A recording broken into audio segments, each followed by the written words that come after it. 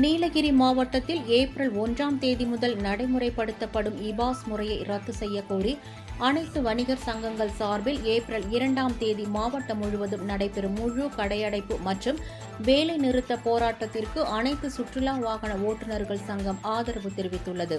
இதுகுறித்து உதகையில் செய்தியாளர்களுக்கு பேட்டியளித்த சுற்றுலா வாகன ஓட்டுநர் இளைஞர்கள் சங்க தலைவர் தீபக் இதனை தெரிவித்தார். சுற்றுலா வாகன ஓட்டுநர்களின் கூட்டமைப்புன்னு சொல்லி அனைத்து சங்கங்களும் ஒன்று சேர்ந்து நாங்கள் ஒரு டிஸ்கஷன் பண்ணியிருக்கோம். அது என்னன்னு பார்த்தீங்கன்னா, வர 2ஆம் தேதி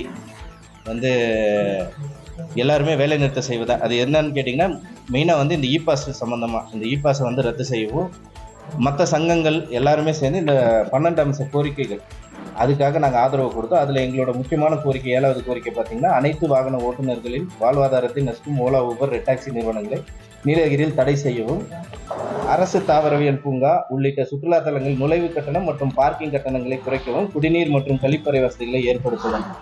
இது எங்களோட முக்கியமான கோரிக்கை. அது மட்டும் இல்லாமல் இந்த 12 கோரிக்கைக்கு கூட அவங்களோட கோரிக்கைக்கும் நாங்கள் சேர்த்து ஆதரவு கொடுத்து இந்த இபாஸ் நடைமுறையை ரத்து செய்யவும்,